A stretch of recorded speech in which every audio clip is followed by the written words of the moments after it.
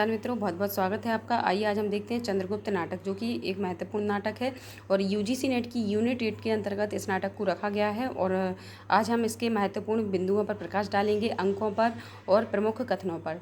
ठीक है, इस वीडियो को बनाने में बहुत ही मेहनत लगी है, इसलिए प्लीज़ इसको लाइक शेयर सब्सक्राइब जरूर करना। तो चलिए फटाफट हम इसको देख लेते हैं। प्रकाशन वर्ष है इसका 1931। लेखक हैं जयशंकर प्रसाद। इसमें 4 अंक हैं और दृश्यों की संख्या है 44। ठीक है, क्वेश्चन कैसे बनेगा कि बताइए इसमें कितने दृश्य हैं चंद्रगुप्त नाटक में। तो 44 दृश्य हैं और 4 अंक हैं। 4 अंकों में कितने कितने दृश्य हैं ये भी पूछा जाता है। तो एक बार ये क्वेश्चन बन चुका है, तो फिर से ये क्वेश्चन बनने की संभावना ज़्यादा है। तो प्रथम अंक में दृश्यों की संख्या 11 है, द्वितीय अंक में दृश्यों की संख्या 10 है और तृतीय अंक में दृश्यों की संख्या 9 है, चतुर्थ अंक में आपके 14 दृश्य हैं। ठीक है, चतुर्थ और 14। ठीक है, इसको याद कर लेना कि चतुर्थ अंक में कितनी है दृश्यों की संख्या, तो 14 है, तृतीय अंक में 9 है और द्वितीय अंक में 10 है। देखो, दा से द्वितीय, दा से 10, इसको ऐसे याद कर लेना। और चा से चतुर्थ और चा से 14, इसमें 14 है। ठीक है, और प्रथम अंक में कितने हैं, 11 दृश्य हैं। अब देखते हैं हम प्रथम अंक के दृश्यों को कि कौन कौन से दृश्य हैं। तो शुरुआत कैसे होती है नाटक की कि तक्षशिला के गुरुकुल का मठ। सबसे पहले क्या होता है कि तक्षशिला के गुरुकुल का मठ दिखाया जाता है, फिर मगध सम्राट का विलास कानन दिखाया जाता है, फिर तीसरा अंक है पाटलिपुत्र में एक भग्न कुटीर, चौथा है कुसुमपुर के सरस्वती मंदिर के उपवन का पथ, पांचवा है मगध में नंद कानन की राजसभा, नंद की राजसभा। ठीक है, पांचवा अंक क्या है, मगध में नंद की राजसभा। छठा है सिंधु तट पर अलका और मालविका। सातवां है मगध का बंदीगृह। आठवां है गंधार नरेश का प्रकोष्ठ। नौवां है पर्वतेश्वर की राजसभा। 10वां है कानन पथ में अलका और 11वां है आपका सिंधु तट पर दंडायन का आश्रम। ठीक है, ये हो गए आपके 11 दृश्य प्रथम अंक के। अब देखते हैं हम द्वितीय अंक के। द्वितीय अंक में कितने हैं, दा से द्वितीय, दा से 10। ठीक है, तो द्वितीय अंक में दृश्यों की संख्या मानी गई है 10। तो चलिए फटाफट हम इसके दृश्यों को देखते हैं। उद्भांड में सिंधु के किनारे ग्रीक शिविर, ठीक है, के पास वृक्ष के नीचे कार्नेलिया। ठीक है, द्वितीय अंक में कौन आ गई है, कार्नेलिया आ गई है। और झेलम तट के वन पथ में चाणक्य, चंद्रगुप्त और अलका। ठीक है, अलका, ये द्वितीय अंक का द्वितीय दृश्य है, जिसमें देखो पहले अंक में क्या है, सिंधु नदी आई है, और दूसरे दृश्य में क्या आ गया है, झेलम, यानी दो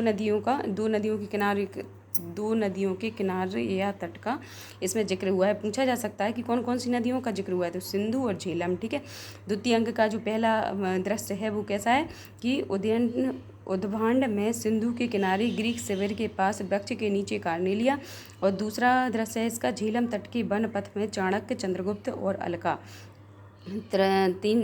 तीसरा दृश्य है युद्ध क्षेत्र में सैनिकों के साथ पर्वतेश्वर, और चौथा है मालव में सिंगरण के उद्यान का एक अंश। पांचवा है बंदी गृह में घायल सिंगरण और अलका। बंदी गृह में घायल सिंगरण और अलका, ये पांचवा दृश्य है द्वितीय अंक का। और छठवां है आपका मालवों के स्कंदावाल में युद्ध परिषद। सातवां है पर्वतेश्वर का प्रसाद। और आठवां है रावी के तट पर सैनिकों के साथ मालविका और चंद्रगुप्त। देखो, रावी नदी भी आई है, झेलम आई और सिंधु आई, 3 नदियों का इसमें हमने जिक्र देखा है। तो आठवां क्या है, रावी के तट पर सैनिकों के साथ मालविका और चंद्रगुप्त। नौवां है शिविर के समीप कल्याणी और चाणक्य। और 10वां है इसका मालव दुर्ग का भीतरी भाग, एक शून्य प्रकोष्ठ। ठीक है, परकूट, ये है द्वितीय के 10 अंक। ठीक है, द्वितीय अंक के 10 दृश्य हैं ये। अब देखते हैं हम तृतीय में। तृतीय क्या है कि तृतीय में हैं आपके 9 दृश्य। ठीक है, तृतीय अंक में 9 दृश्य हैं। विपाशा नदी का भी इसमें जिक्र हुआ है। ठीक है, याद रखना आपको, झेलम, सिंधु, रावी, विपाशा। ठीक है, विपाशा तट का शिविर राक्षस टहलते हुए, रावी तट के उत्सव शिविर का एक पथ, ये दूसरा दृश्य है तीसरे अंक का।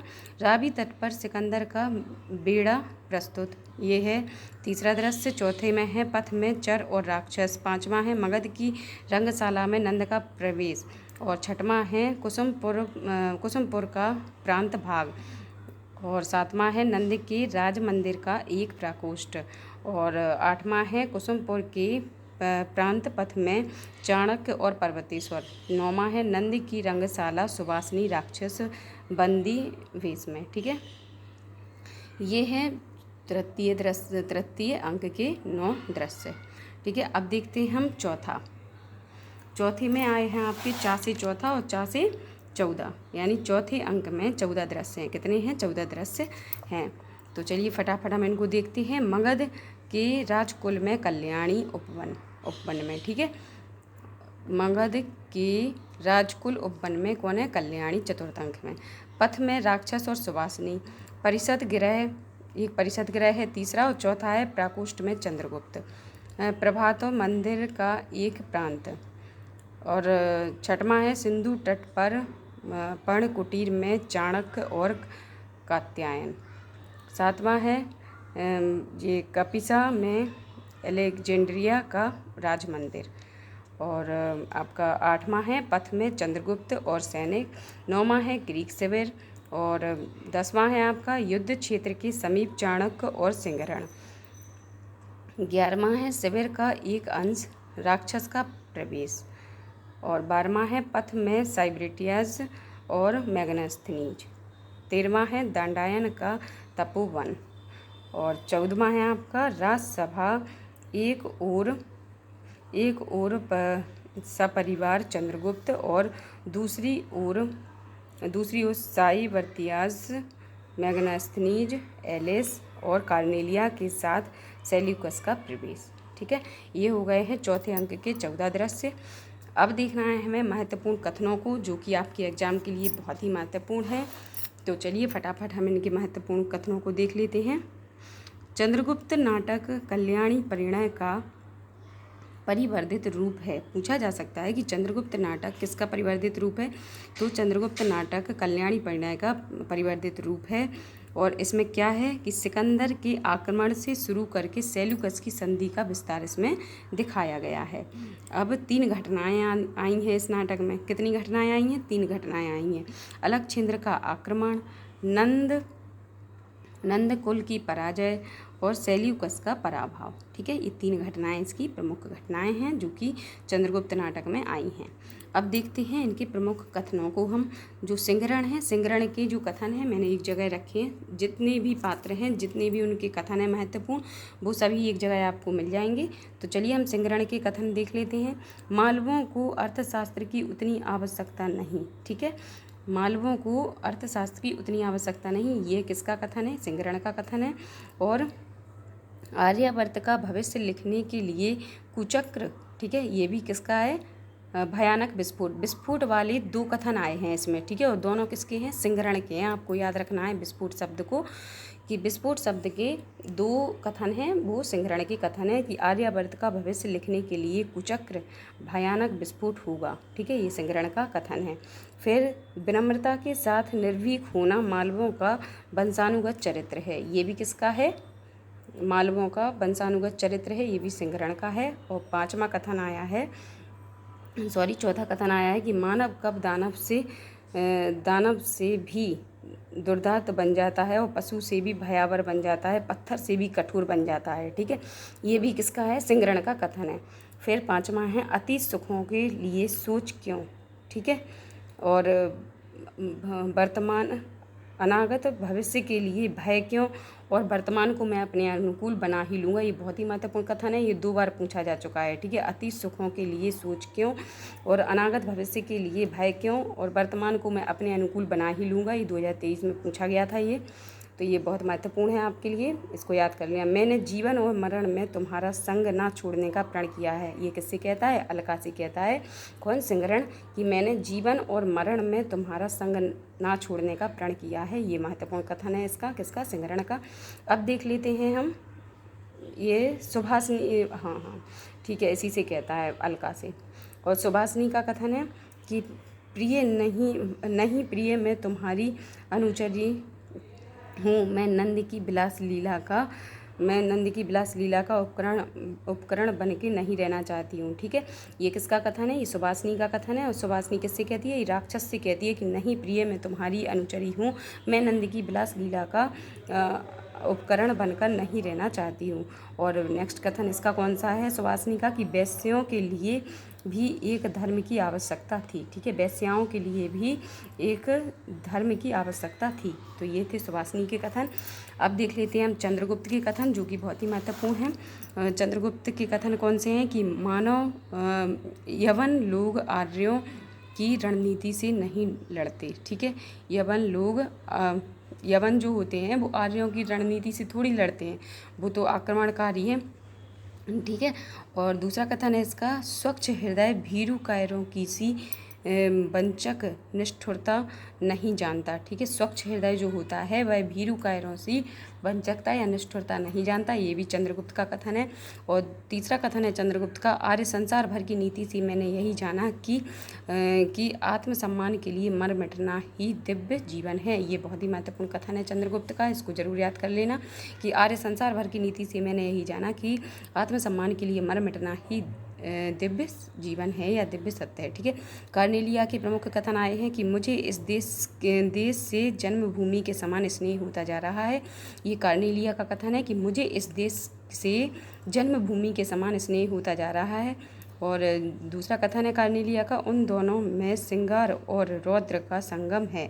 ठीक है, उन दोनों में श्रृंगार और रौद्र का क्या है? संगम है। ये भी कार्नेलिया का कथन है। ठीक है, ये साधु ने। ठीक है, भविष्यवाणी की है कि भारत सम्राट होने की। ठीक है, वो बताती है कि इसी जो चंद्रगुप्त को देख के कहती है कि उसमें क्या है? श्रृंगार और रौद्र का संगम है। और साधु ने इसकी भविष्यवाणी की है कि यही भारत का क्या होगा? सम्राट होगा। ये कार्नेलिया बताती है। और तीसरा कथन है कार्नेलिया का कि यदि प्रेम ही जीवन का सत्य है तो संसार ज्वालामुखी है। ये बहुत ही महत्वपूर्ण कथन है, ये कार्नेलिया का कथन है, तो आप इसको जरूर याद कर लेना। ठीक है, यदि प्रेम ही जीवन का सत्य है तो संसार ज्वालामुखी है। और नेक्स्ट देखते हैं हम चाणक्य के महत्वपूर्ण कथन, बहुत ही महत्वपूर्ण है इसके कथन। राजकुमार ब्राह्मण ना किसी के राज्य में रहता है और ना ही किसी के अन्य से पलता है। ठीक है, ये किसने कहा? चाणक्य ने कहा। और दूसरा कथन है चाणक्य का, बालकों की सी चपलता दिखाने का यह स्थल नहीं है, तुम लोगों को समय पर शस्त्र का प्रयोग करना पड़ेगा। ठीक है, ये भी चाणक्य कथन है। और तीसरा है, लोहे और सोने के सामने सिर झुकाने के लिए हम लोग ब्राह्मण नहीं बने हैं। ब्राह्मण अगर शब्द आ रहा है तो समझ जाइएगा कि ये चाणक्य के कथन है, और उसमें चेतावनी दिखाई देगी आपको एक। ठीक है, भविष्य के प्रति एक चिंता दिखाई देगी किसमें? जो कि चाणक्य की कथन है। और मैं लेखक नहीं हूँ कात्यायन, शास्त्र प्रणेता हूँ, व्यवस्थापक हूँ। ये किसने कहा था? ये कहा था आपके चाणक्य ने कि मैं लेखक नहीं हूँ कात्यायन, मैं शास्त्र प्रणेता हूँ और मैं व्यवस्थापक हूँ। अब पांचवा कथन है चाणक्य का, भाषा ठीक करने से पहले मैं मनुष्यों को ठीक करना चाहता हूँ। ये भी किसका है? चाणक्य का कथन है। और छठवां कथन है, मैं कुत्ता साधारण युवक और इंद्र को कभी भी एक सूत्र में नहीं बांध सकता। ये भी चाणक्य का कथन है। और सातवां है, ब्राह्मण एक सार्वभौम शाश्वत बुद्धि वैभव है। ब्राह्मण क्या है? एक सार्वभौम शाश्वत बुद्धि वैभव है। ये भी चाणक्य का कथन है। और आठवां कथन है, जब काली घटाओं से आकाश घिरा हो, रह रह कर बिजली चमक जाती हो, किस बात की संभावना करनी चाहिए? ये कंफ्यूज मत हो जाना, आषाढ़ का एक दिन पे मत लगा देना इसमें टिक। ये किसका है? चंद्रगुप्त नाटक में चाणक्य का कथन है कि जब काली घटाओं से आकाश घिरा हो, रह रह कर बिजली चमक जाती हो, किस बात की संभावना करनी चाहिए? चाणक्य का कथन है। नौवां है, ब्राह्मण राज्य करना नहीं जानता, करना भी नहीं चाहता। ये भी किसका है? तो ये चाणक्य का कथन है। और 10वां है, मनुष्य अपनी दुर्बलताओं से भली भांति परिचित रहता है, इसलिए उसे अपने बल से भी परिचित होना चाहिए। ये किसने कहा है? चाणक्य ने कहा है। और 11वां कथन बहुत ही इंपॉर्टेंट है कि समझदारी आने पर यौवन चला जाता है, जब तक माला गूंथी जाती है तो ... ठीक है, कि समझदारी आने पर यौवन चला जाता है, इसको याद कर लेना। और ये 12वां कथन है, महत्वाकांक्षा का मोती निष्ठुरता की सीपी में रहता है। ये दोनों कथन ही बहुत ही महत्वपूर्ण है। और 13वां कथन भी है जो कि बहुत महत्वपूर्ण है कि दो बालू का पूर्ण कगारों के बीच एक निर्मल स्रोत वाहिनी का रहना आवश्यक है। एक निर्मल स्रोत वाहिनी का रहना आवश्यक है। और चौथा है कि प्रमाद में अनुभव कठोर सत्य का भी अनुभव नहीं करता। ठीक है, प्रमाद उन्माद में मनुष्य कठोर सत्य का भी अनुभव नहीं करता। ये जो 5-6 कथन हैं जी, यहाँ से 8 से लेकर 14 तक बहुत ही महत्वपूर्ण कथन है। आप इनको जरूर 2 से 3 बार देखिएगा, आपको याद हो जाएगा। ठीक है, अब देख लेते हैं हम अलका के महत्वपूर्ण कथन कौन कौन से आए हैं। कि मालव वीर तुम्हारे मनोबल में स्वतंत्रता है और दृढ़ भुजाओं में आर्यावर्त के रक्षण की शक्ति है। अलका कहती है किससे? सिंगरण से, कि मालव वीर तुम्हारे मनोबल में स्वतंत्रता है और दृढ़ भुजाओं में आर्यावर्त के रक्षण की शक्ति है। और दूसरा है अलका का कथन कि मेरा देश है, मेरे पहाड़ हैं, मेरी नदियां हैं और मेरे जंगल हैं। ये किसका है? अलका का कथन है। और अलका क्या कहती है? मैं राजभवनों से डरती हूँ। अलका क्या कहती है? कि मैं राजभवनों से डरती हूँ। और चौथा कथन है अलका का कि कोमल शैया पर लेटे रहने की प्रत्याशा में स्वतंत्रता का विसर्जन करना पड़ता है। जो अलका है, अलका के बहुत ही अच्छे कथन हैं, मुझे बहुत व्यक्तिगत रूप से मुझे बहुत अच्छे लगते हैं इसके कथन। कि मैं राजभवनों से डरती हूँ, कोमल शैया पर लेटे रहने की प्रत्याशा में स्वतंत्रता का विसर्जन करना पड़ता है, और जिसका जो मार्ग है वह उस मार्ग पर चलेगा। ठीक है, जब जो सिंगरण होता है वो अंबिक को समझाता है। अंबिक कौन है? अलका का तो भाई है, और वो उसको समझाता है कि तुम मतलब सही रास्ते पर चलो। लेकिन अलका क्या कहती है? जिसका जो मार्ग होता है वह उसी मार्ग पर चलता है, इसलिए किसी को राय दिखाने के चक्कर में आप अपना रास्ता मत भूलिए। वो किससे कहती है? सिंगरण से कहती है। अब नेक्स्ट देखते हैं नंद का प्रमुख कथन है कि मैं ब्राह्मण से अधिक इन सुंदरियों के कुटिल कटाक्ष से डरता हूँ। ये किसका है? नंद का कथन है।